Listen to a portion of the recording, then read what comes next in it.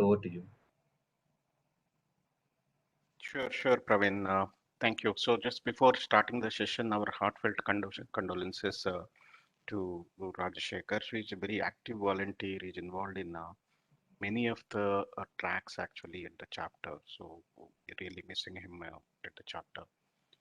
Okay, so let's get on to the session. Good morning, everyone, and thanks for joining the session today. So we have another interesting session today, and we talk about we discussed about project management in in AI and DS projects earlier. Also, we had one masterclass last year. So even last session or last knowledge sharing session is also on project management in artificial intelligence and data science projects. So wherein Srikanth outlined the challenges. Okay, so and he did mention about the playbook. Okay, some of you would have already heard about the playbook that PMI and NASSCOM came up with, two think tanks in this area. So, and this is in continuation to our focus on this area, and where we have Jacob and Karthik are here. So I welcome both of them to the session, and thanks to Nisha also for organizing this session. And it's going to be interesting and understanding what kind of challenges. So we already know that it is not like regular development projects or product development or services projects we do when we work on an ADS. I myself work on a big data science project, so I understand the challenges that we come across. So it's either in terms of outcomes, whether in terms of availability of data and expectations. So there are significant changes, and the way we manage risks is completely different in case of AI and DS projects. Okay, so this playbook, actually one interesting fact of this playbook I like very much is it defines the best practices and the framework for executing the AI DS projects. Okay, so let's hear from the masters who are actually involved in these projects, so they can explain us how this playbook can help better execute AI and DS projects. So before we hand over to Jacob and Karthik, I'll invite Manohar to be a quick intro. Manohar. Thanks, Venkat. Good morning, everyone. A warm welcome to knowledge sharing sessions. Yeah, it's a privilege for me to introduce today's speakers and our guests. Yeah, they are not guests; they are integral part of us, and they've been part of many of the chapter initiatives, and they've been supporting chapter from quite a long time. And first, I would like to introduce Mr. Jagab Vakesh. He is the Head Enterprise Account and Discipline Agile Partner and Implement at Project Management Institute, PMI. Many of us know Jacob, and just to give a small glimpse what exactly he is, what is the background of Jacob is. Jacob is responsible for outreach and advocacy of project management and discipline agile with organizations across the country. And Jacob has progressive experience across roles in IT industry. He started his career with TCS and then moved to Avaya Global Connect Limited and subsidiary of Avaya as Head Business Development. And Jacob has a degree in civil engineering, followed by an MBA from Cochin University of Science and Technology. And Jacob is a regular speaker at various industry forums and is passionate about project management.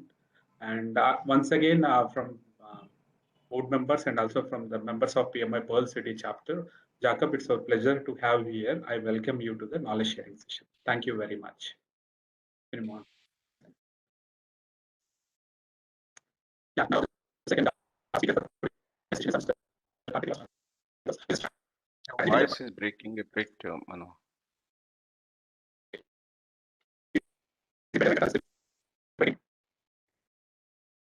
Hello? No. It is breaking. Yeah, even I experienced this. Your voice is breaking, Manohar. Oh, okay. Sorry. Yeah, now it is better. Probably you can switch off the video and. Yeah, I just switched off the video. Yeah.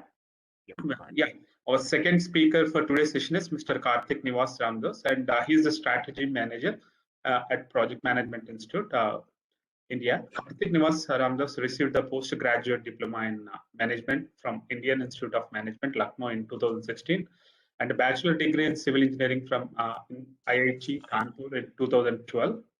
He was certified as a project management professional in 2020. He is currently responsibilities include supporting enterprise transformations at PMI by launching new internal initiatives, supporting executives globally with go-to-market planning and working on key strategic partnerships.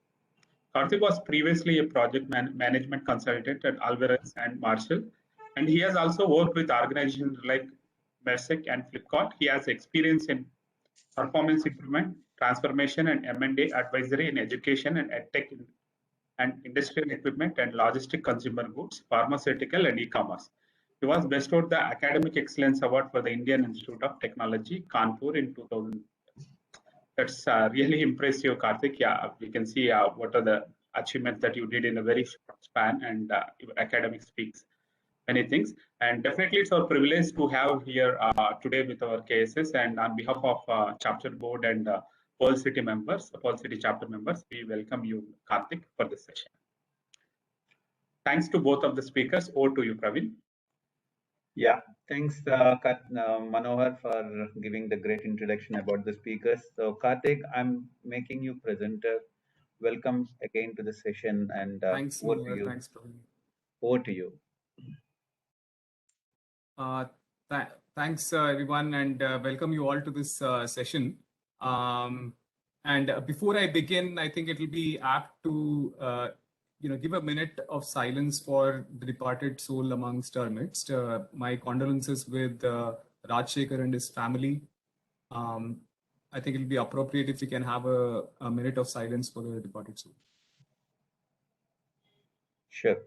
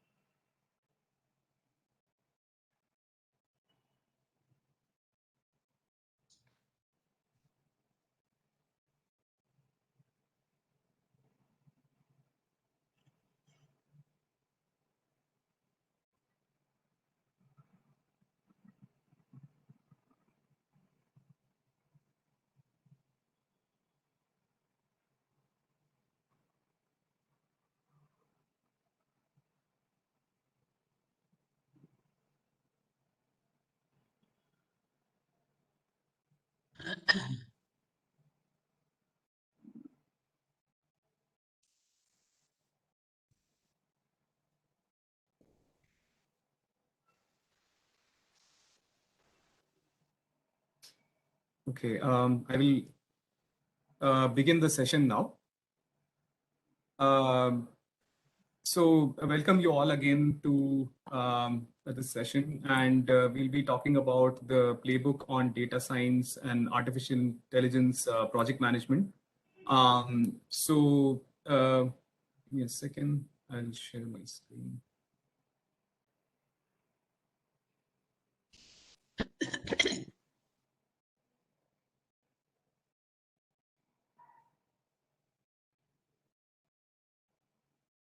I hope my screen is visible. Yes, yeah, we okay. can. Okay.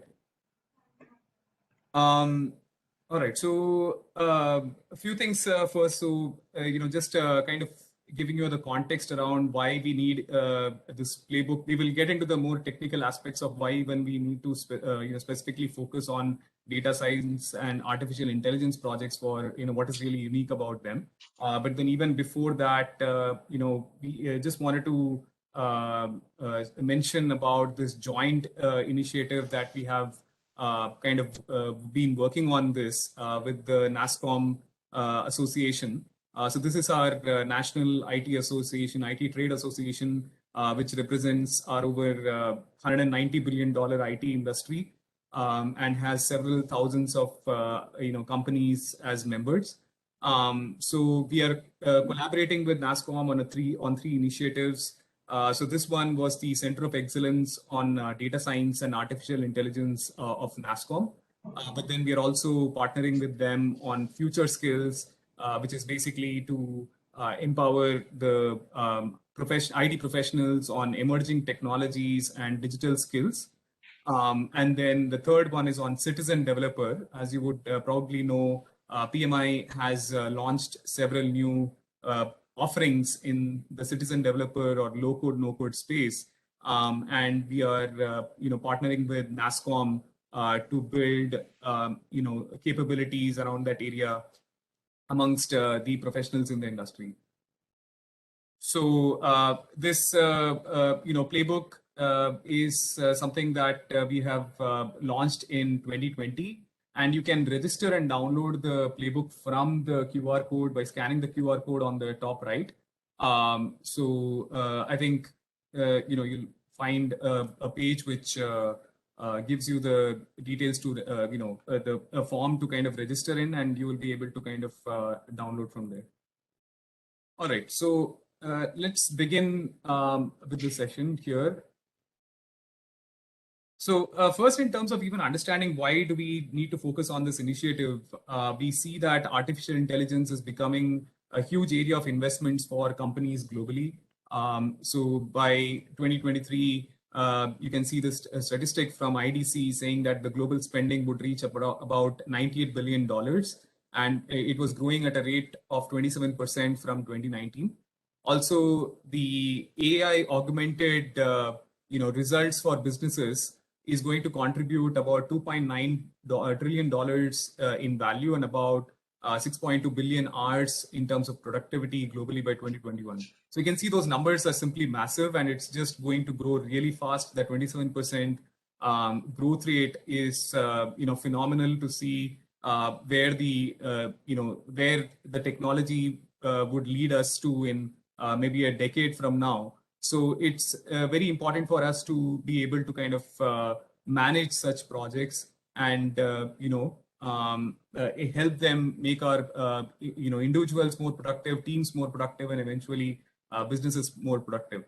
That said, we also see as of today there are very low success rates in these projects. About just 7 out of 10 companies. 7 out of 10 companies actually say there is no impact from implementing AI. And this is from a report from BCG and MIT from 2019. And a slightly more dated report here, but still probably relevant, is the failure rate of big data projects is about 55%, a few years back. So even from our own study, so these are statistics that we can quote from the overall, about 25 plus organizations that we interviewed and covered as part of this playbook. So 88% of them said there were gaps in project management practices. And in order to fill those gaps, about more than 3/4 of them have been using customized methodologies to manage such projects. And what we see as an opportunity that is in front of us, we see that the total wastage in AI projects, is about like $55 billion. And about 21% of them can be saved by implementing appropriate project management practices. मैंने 380 पे बेचा है, फिर अभी देखो क्या है। Suresh, I think you are not on mute. Please feel free to jump in case you have any queries, but let me continue. So, effective project management practices can save about 21% of the total wastage in AI projects by 2023. So for this study, we have been interviewing data science leaders from across organizations. So there were 25 organizations that we covered in the study, from eminent brands that you would easily recognize. And through this, we were able to cover a variety of industries and around like 3 kinds of organization, because we wanted to have representation in the study from different organizational structures, like is it startups, or is it consulting or / services companies, or even the sort of more offshore units or global capability centers that we have for organizations in India. And then there are also 3 geographies that we covered. So we had companies joining in from India, US, and Australia in this study.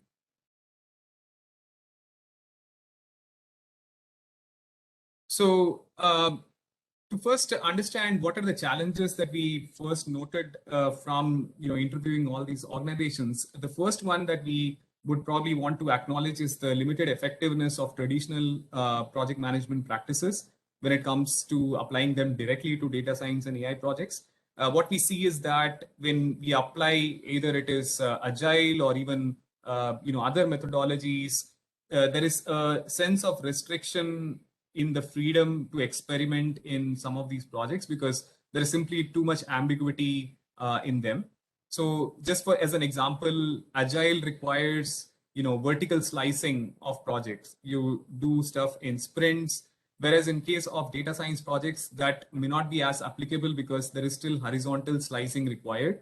There will be some kind of work that you would want to do in like each stage, like data preparation would require you to complete that to a certain extent before you get onto the modeling stage.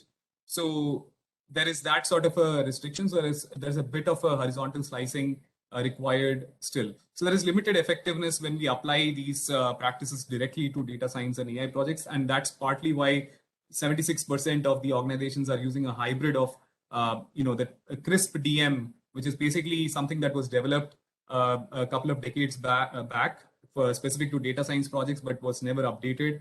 And they're using a mix of that and agile, waterfall, etc. So CRISP DM stands for the cross-industry standard for practice in data mining.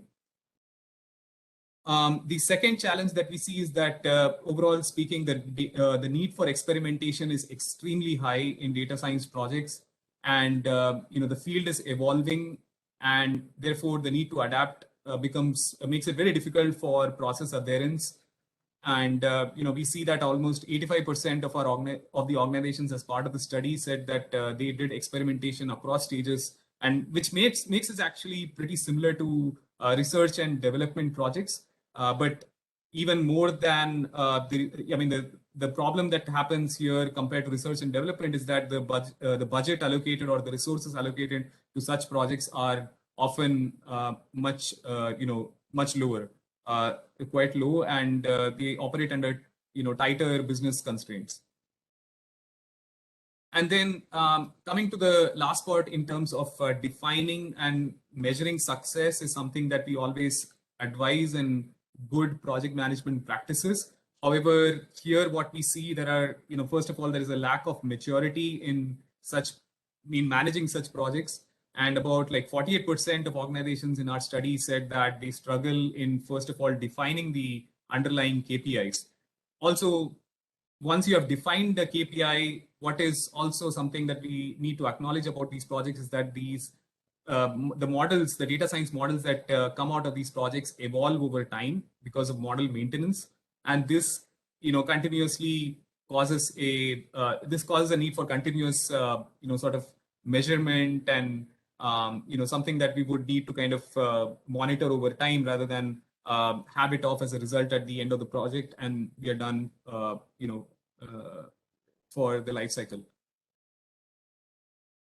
So what is the value proposition of our playbook? So what we think is that by these data science projects, we saw that they have tremendous business value that they can bring for businesses. But if they utilize a fit for purpose project management framework, because what we saw that traditional one size fits all sort of project management frameworks does not work for these projects. We see that there is a fit for purpose project management framework that would help us contextualize as per the industry, the use case, the timelines of the scope, etc., and tailor our toolkit for such purposes to deliver better results. So our playbook offers this best practices based framework. What we've been able to kind of do is utilize the experiences of all these data science leaders and come up with this toolkit, which basically can be applied for literally every stage of the data science or artificial intelligence project. And by applying this, organizations can derive transformative and accelerated outcomes from applying them. So coming to the sort of crux of this playbook, you can actually find it in this diagram, which is also there in the playbook. So it is kind of like a summary of all the sort of practices that we advise to use. It is divided roughly into two halves, as you can see here. So the one on the top half is really the toolkit, which is applicable for every stage. And you can see all the stages mentioned here, business understanding to closing. I'll talk more about why they are colored differently in a different slide.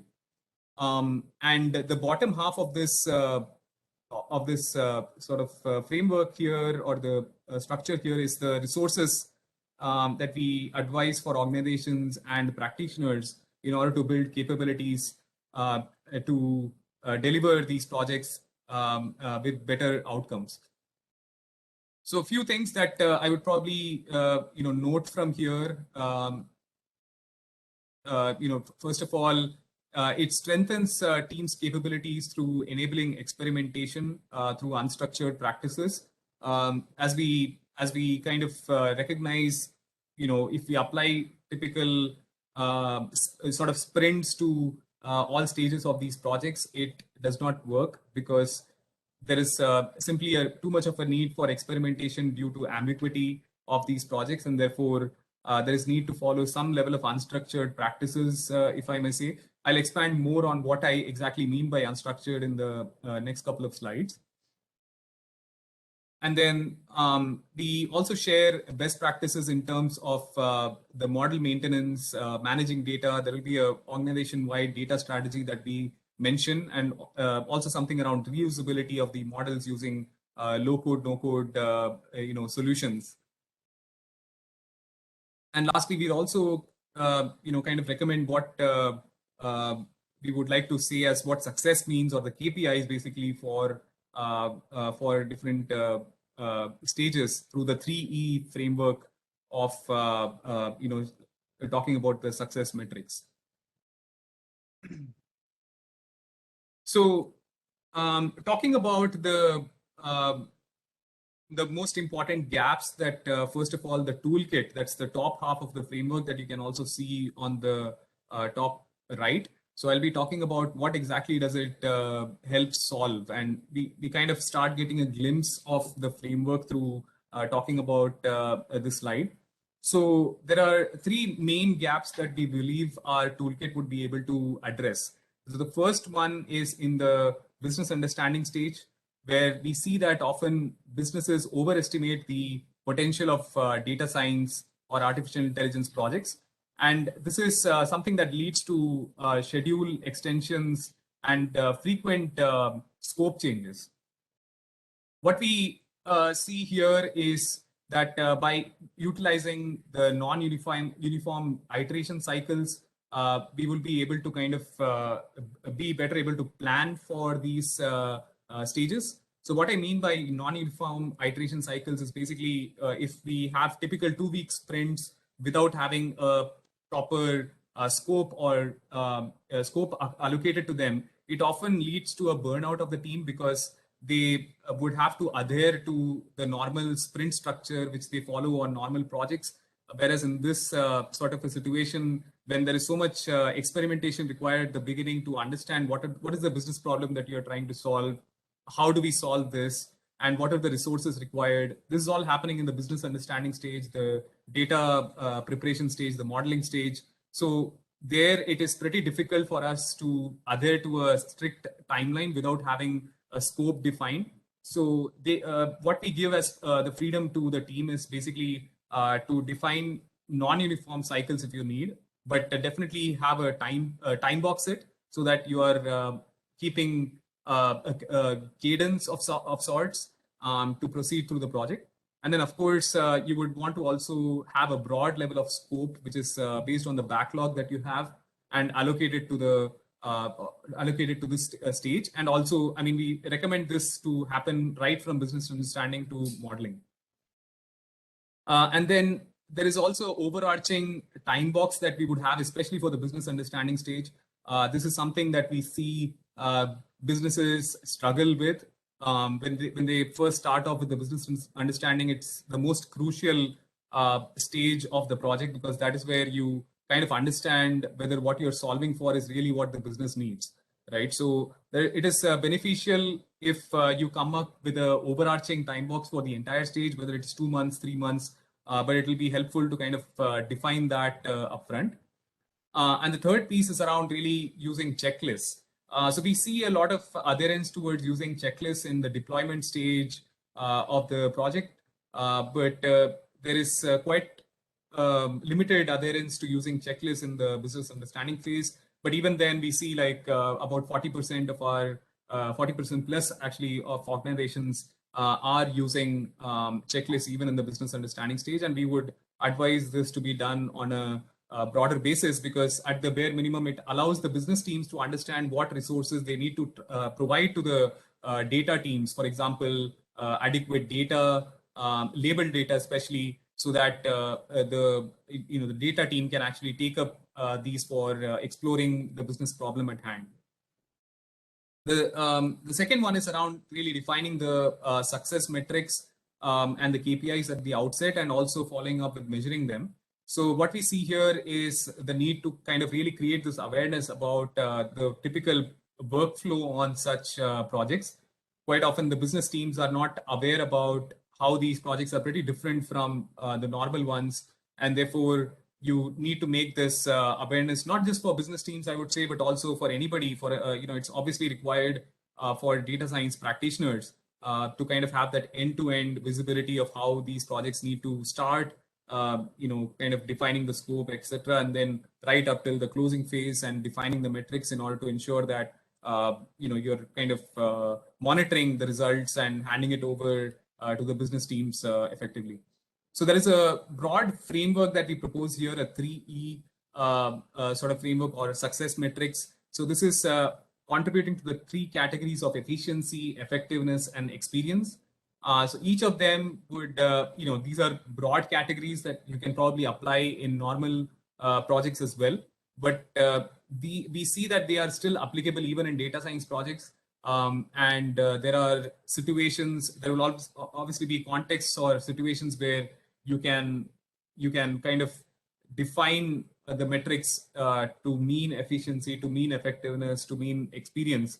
But this is a broad sort of structure that you would still want to follow to ensure that you are able to derive maximum value out of these projects. So the last one is around the data preparation phase. Those of you familiar with these projects would know that up to 70% of the time on the project is spent on the data preparation stage.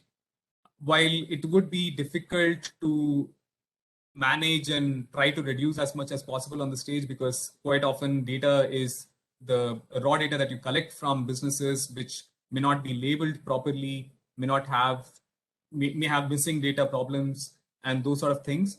But I think where we can solve for is really the lack of collaboration and unavailability of data from at the beginning of the project, which you can save time on by preparing for much even before the project begins.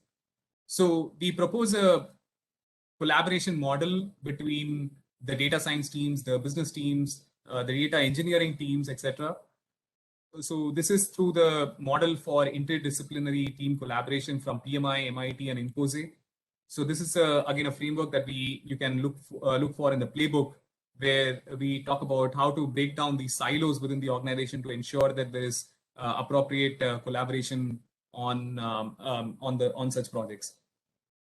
And depending upon the appetite for investments, so now this might not be very applicable for a small upstart data science team in a large organization, or else even a startup organization where there might be limited resources available.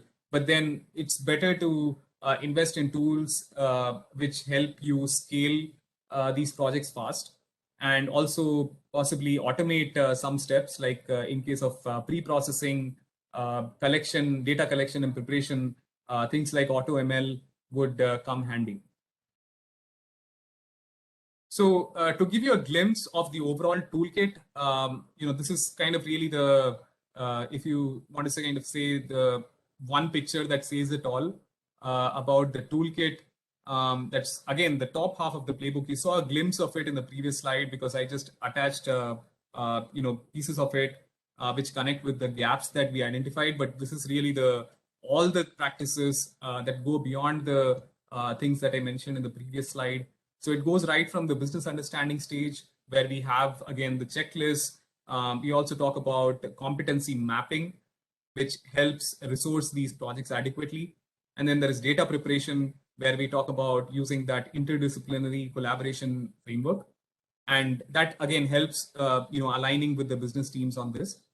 And then going to the modeling phase, where we have the champion challenger way of modeling, where, again, we'll have a case study on that in the later slide, which I will cover about in a bit more detail.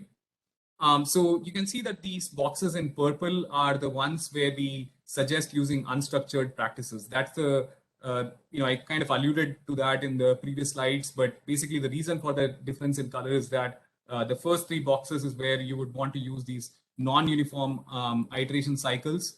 And you would want to also use the time box for the overall stage, and possibly even a spike story, which those of you familiar with agile practices would identify with. And then coming to the implementation closing, these are ones which are, people are quite familiar with deriving maximum value out of these stages. There is use of agile practices, DevOps practices that come in handy at these stages. And what we also see is that we can kind of continue applying them, but at the same time, there could be use of things like MLOps, which help automate some of the steps. And of course, on the closing stage, this is where the success metrics become important to ensure that the project is maximizing on the business case for which it was set up. So coming to the bottom half of this framework, so this is where I would look at the capability development aspects, both from an individual practitioner perspective as well as the organization perspective. So from a practitioner side, there are items that we have for existing practices and also for new practitioners. So for existing ones, we look at kind of really giving them more specialized training for roles which are dedicated to manage these projects, whether it could be a senior data scientist, a data engineer, a DevOps engineer, or a business person who is allocated to the project. And there is also training on the basic workflow of these projects, which is would be useful for people working across in the team. For new practitioners who are looking to transition to this area, I think this might be interesting to note for you. So I think we identify few areas that you would want to be clear in your mind. First of all, you want to understand the landscape of data science and AI, what is all happening in different industries, how are these data science solutions plugging in gaps that are have been long present in those sectors, and kind of making yourself familiarize about like why exactly do we even want to go on this path of deploying these solutions. And then, of course, beyond understanding what is there in front of you, you also need to understand and equip yourself, understand whether what you're pursuing is really, something that would, be of interest to you and you're capable to pursue it.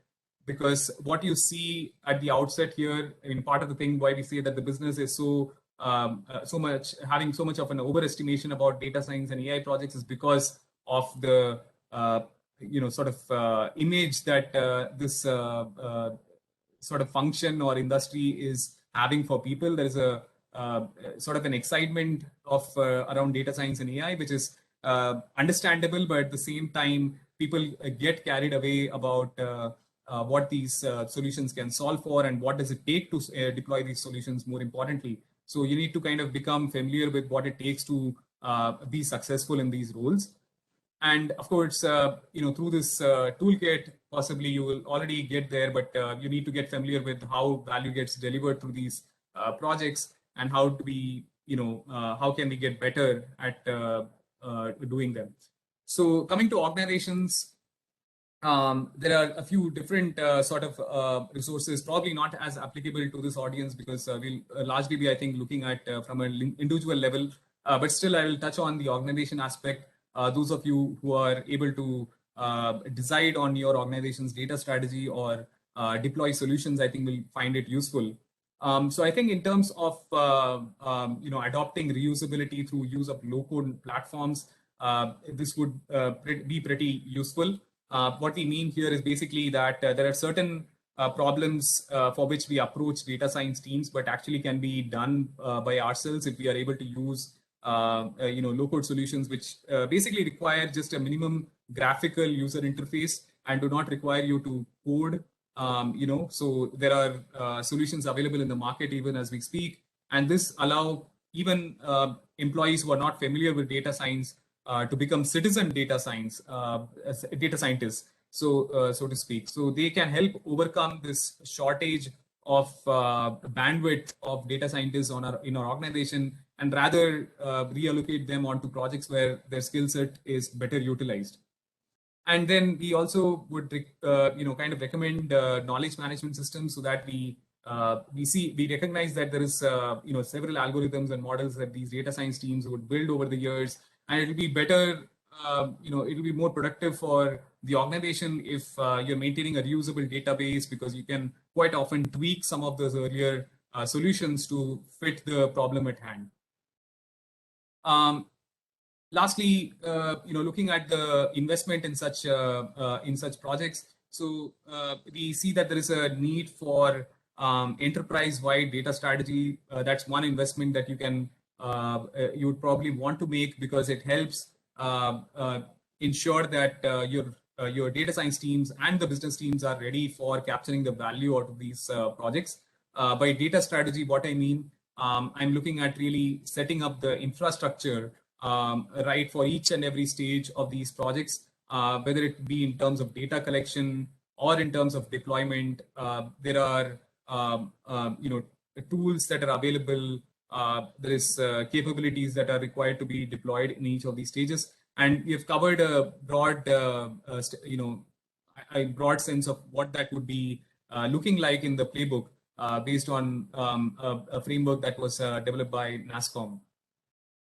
We also look at AutoML to automate some of the steps in the project, which I already talked about. And then data lakes is a concept that I think would be familiar to some of you, but basically it helps make use of even unstructured data at scale, and helps you kind of accelerate the processing that is required in such instances. So this is kind of really the second last slide, and I'll touch upon some of the case studies that we have covered in this playbook. So there are several more in the playbook, but two of them here that we have. One is from a startup, and the other is from an IT organization. Starting with the first one, where we saw a role-based competency being developed at the startup, and it helped to kind of enable them to scale up a project for a client by almost 3 times in 6 months. So what we see here as a challenge that they identified is that at the beginning they were a very small team of data scientists, really a bunch of upstarts who are looking to first collect data as much as possible, clean the data, and have it ready for kind of processing in such data science situations. But then as they scaled, they found a difficulty in staffing their projects adequately. They were not very familiar with having identified what is the appropriate number of people required for such a project with certain scope versus something that is smaller in size, and so on and so forth. So at the beginning, I think almost the entire organization, so to speak, the 5 or 10 individuals are involved, but as they scaled, grew into 50 people, this became much more of a challenge, and so on and so forth. They scaled over and beyond that as well, but this challenge just multiplied. So the solution that they came up with is really coming up with a competency matrix. So this would help them identify the skill set required, and then further they went a step further and also attributed that against the roles. So that helped them in resourcing a lot, because what they were able to do is that they were able to map the deliverable, the kind of scope that it needed, and then with the roles and the skill sets that would help enable the team deliver on those projects. So this was something that speaks to the competency framework, which we also cover in our playbook. It's something that you can apply at your in your team and help identify resourcing constraints and plan for them better in advance. And then the second case study here is around the champion challenger modeling used at an IT services company. So here again, the benefit that the organization derived was really they were able to identify the most appropriate model in a much shorter span of time, and were able to deliver superior outcomes through using this technique of champion challenger modeling. So what we see, first of all, is the challenge here is that there is a hybrid sort of methodology being used with a combination of CRISP, BM, and Agile. But then what we also see is that organizations are struggling to meet the timelines because of the experimentative nature of these projects. So quite often what happens is that people invest their resources on developing just one model, data science model, and that consumes their resources a lot.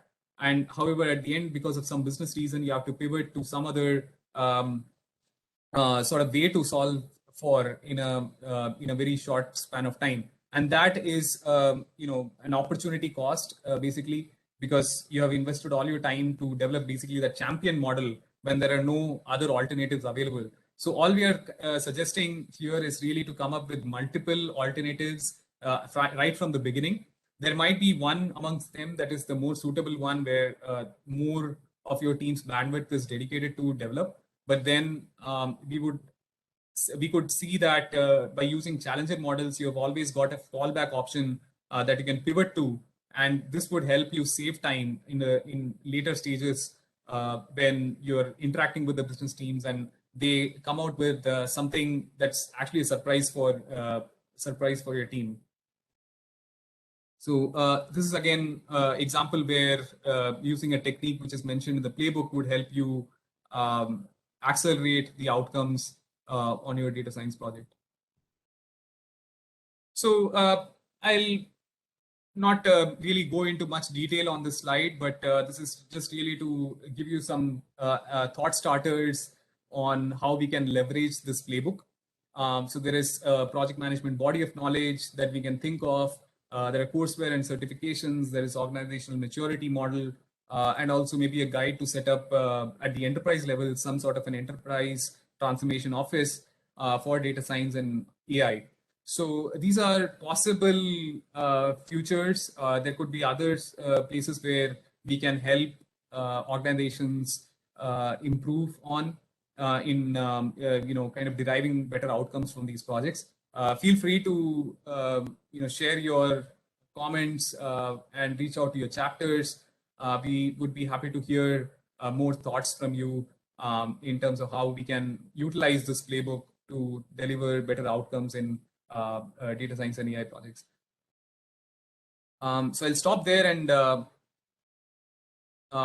hear any inputs, comments, queries from you guys, or even brickbats if at all you want to throw about anything. Okay, yeah, great. Thanks, Karthik. It's a great insight about the playbook and the areas of playbook. Guys, you can unmute yourself and comments or questions, anything to Karthik and Jacob, or else you can type in your questions in chat window. I can read them. So, hi Karthik, is there any way that we get the presentation to refer? Sure, yeah. I can share that with Praveen. I think Praveen, if you could please share it ahead, I think that should not be a problem. Jacob, I think we can share the presentation as well, right? Yeah, we can share the PDF version. Yes, Karthik. Okay. Karthik, this is Amit. Hi, Amit. Hi, I have a question. See, I'm in ABB and I've been involved in all these data science and AI projects for the last 3-4 years and really pushing hard onto that. But what is your recommendation about this industry in India? Are they mature enough to accept our new strategies or new practices or the steps you are mentioning, which is in your playbook? So how you see that the Indian customers are also getting mature with this new methods? Because Right, I okay. feel challenges are there, because we would like to propose a good practices and all, but then they are still in the waterfall, kind of concept. Right. So how do we, make them mature enough that they understand that, the AIDS project doesn't work in a way they want. It works in a very novel way, and they should accept that. Right. So I think that's a fair, challenge that would be seen at many organizations, Amit. So I can totally identify that with n number of organizations that we interviewed. All of them had more of problems rather than solutions about their setup, and there were definitely some pockets of opportunity which we spotted, and therefore we were able to kind of put together what worked for those organizations and put them here. So I would suggest that we need to, I think, make those make those opportunities in those teams working on these solutions where we first derive value out of like a proof of concept by using maybe some practices out of this toolkit, or based on your experience, and first show the value basically to your management, right? So when you start showing the value, they will be more and more keen to invest more and more in your team. So I think the proof of concept is something that you would want to come up with, utilize some pieces of it. I think going full throttle using all the practices recommended here would be too much of a stretch, but I would definitely suggest using some pieces of it to get started. Yeah, just adding to that, whatever Karthik told, Amit, yes, there are certain challenges faced by the industry at this point of time, and that is one of the reasons why NASSCOM and PMI came together to come out with this playbook.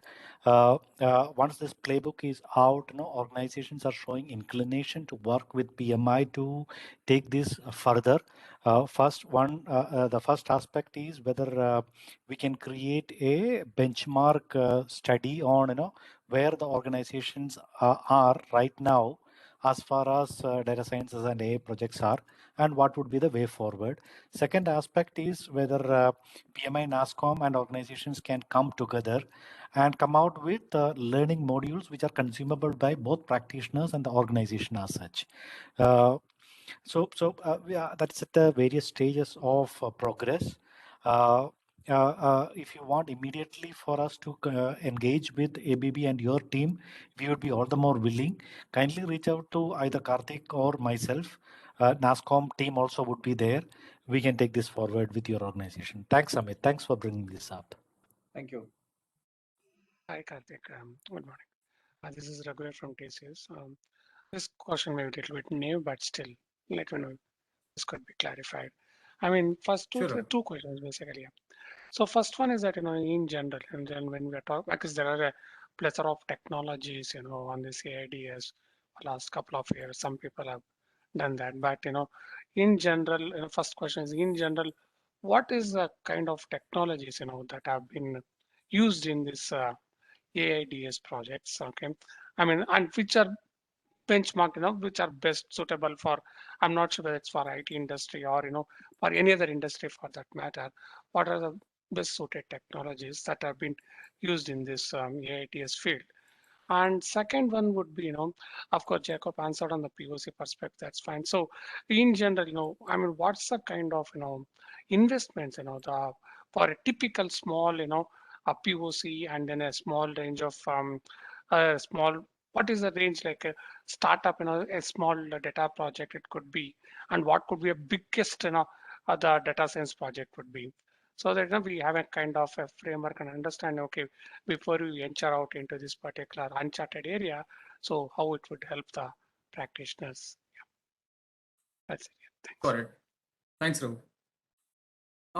So I think the first part is a bit difficult to solve for, because I think what we have covered here is not really looking at best technologies to use in these projects, because that then becomes a pure play, data scientist problem. What we are really looking at here is kind of from the perspective of project management.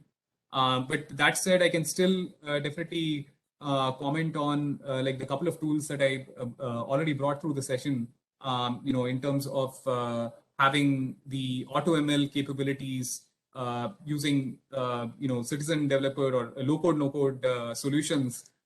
Those are a couple of tools that we definitely came across in the study. And of course, using the knowledge management systems as well, those platforms become useful as well. Now, if you're looking at specific names of tools, we haven't addressed that in this playbook. I think that's for a separate discussion. So I think in terms of the second one, in terms of the level of investment required, we definitely see that varying, across the context and across the sector. So there are startups who are, almost entirely focused on this field, and therefore all the investment that they have as an organization is into the data science tool. And where we see a lot of this investment, going into is actually in probably the the last mile, I would say, where you're actually using those outcomes from these projects to actually deploy in the solutions, right? So deploy in the business solutions. So if there is a machine learning startup and it's based on image recognition, so there's actually things you have to do to connect the outcomes of these data science models to actually be business friendly. So I think that is where organizations are focusing more of their interest, because that is how you would want to derive business value. But through this playbook, we also see the opportunity for pursuing a broader data strategy, because often businesses miss out the problem of scalability, right? So they solve for the problem in front of them, but not the problem that they would face in like 6 months or a year down the line. So I think that's something that's a pro and con analysis that you would need to do at whatever stage you are, and suggest about also look at the longer term picture, where like 6 months down the line, what is the kind of problem that you would be facing by following a short term solution at hand. Jacob, is there anything you wanted to add on that? No, nothing from my end, Karthik. Yeah. Okay, thanks. Hi, Karthik. This is Surya. One question I have is regarding how this will be supporting the projects which need to be executed under regulatory control, like something like under healthcare domain, right? I do have a couple of projects under AI. So one of the challenge what we normally see is like, okay, whatever models we develop, right? They again have to go for the approvals, regulatory approvals, and it is a cyclic, and that actually adds a lot of effort and a lot of cycles that go in cycles. So is there any specific aspect which you try to handle the regulatory requirements or regulatory, which projects which fall under regulatory as such? Right. So I was actually expecting this sort of a question. So thanks, Surya, for bringing that up, because we saw that happen quite often in like financial services companies. We, I think, had just a couple of companies from healthcare, I would say, but I think the problem that we faced more was in the financial services one. At least that's the one that I heard a bit more about. Obviously, data privacy, ensuring data safety, and all of those things become even more important when it comes to financial services, healthcare. So I think those are areas where definitely regulations would be important to adhere to. So what we see as a one of the broader things that you can pursue is kind of really to kind of borrow something from the terminology that we use in the developer world, is kind of shift left, right? So start talking about the regulations at a much earlier stage, and probably embed somebody from that division or whoever is going to be well aware about those aspects into the earliest stages of the project. That's going to cut down a lot of pivots that you would need to eventually make just to fit your solution to meet the regulatory requirements. Once you keep that in mind right from the beginning of a project, and ensure there is adequate sensitivity in the team around adhering to them, I think that solves a major part of the problem. That said, again, I think this toolkit, where we recommend a mix of this sort of approach, where we have a bit of horizontal slicing going on here, because by stage we look at it. So that helps you to kind of also build in an aspect of regulatory concern into one of those stages, preferably probably in the business understanding one. So you can make sure that you're adhering to it as much as possible right at the beginning. So that's, I think, one of the advantages of this playbook, that you're not kind of addressing that at the end of the project, but really starting to look at it from the beginning. So that's something that, those couple of, I think, ideas might help your team. Okay. Thanks, Surya.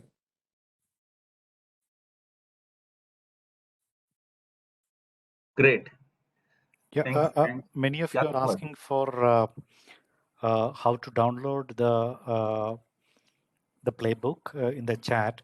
I think Ashfaq has shared the link. If not, Karthik, can you show that QR code once more so that people can scan it and it will ask for certain details, your name and which organization you're working for. Once you give that, it will an automated email will come with a link to download the same.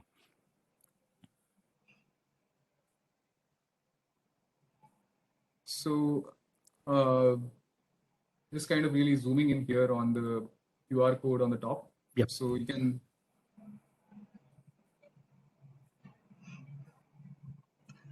So people who wanted to download, they can scan the code and then get the benefit out of it, or else there's a link shared in the chat window. You can copy paste it. Again, post the session, we will also mail this link to all the participants in the meeting. So multiple organizations are approaching PMI and NASSCOM to come out with learning modules based on this playbook, bit-sized learning modules, and also to create a benchmark, as I mentioned earlier, to create a benchmark metrics, on measuring the project maturity for managing these kind of projects. So if any of your organizations is interested in collaborating with PMI and NASSCOM, please do reach out to us. We would be happy to engage you as well.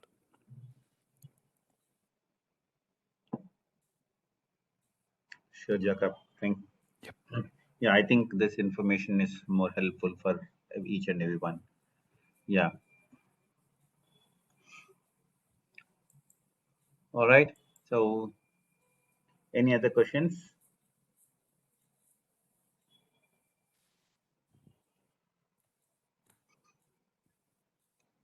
Good discussion, good points.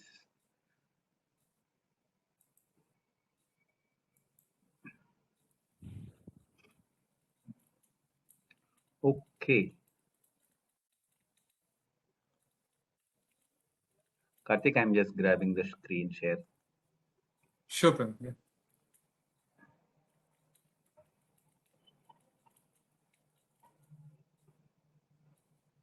Any other questions, guys? Anybody? Karthik and Jacob are available. We can discuss on it. Of course, we are on time with the session 11:30 now. One other quick follow-up question, Karthik. This is Surya again. So I know you mentioned about the regulatory including, but that part we are already doing it. However, in terms of delivery, in terms of sprints, right? How this toolkit will be specifically supporting in that aspect, where we can find a way to add some value in 1 or 2 sprints based on the models that I'm just trying to understand, a little bit more. Maybe I'll go through the documentation that has been shared. But is there any case studies that has been mentioned in the documents which I can refer, where we can refer? Yeah, there are case studies in the document, Surya, but I don't think we have actually dived very deep into that problem. But it's something that I think could be part of the solution. Some of the things mentioned in this might need to be tested out for that sort of context. I'm not saying that we have mentioned that for regulatory problems do this, but I think I definitely think that some of the solutions mentioned here could be part of the solution for what you're looking for. Okay. Okay, fine. Thank you. Let me go through it and I'll come back.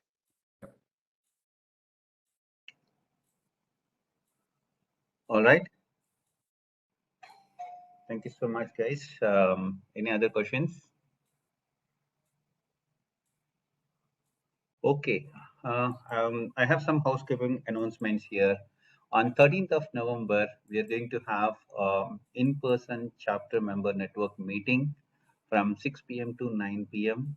It's been 18 months that we all are going through only online meetings as a network meeting. So this time we are going to have a network meeting in person.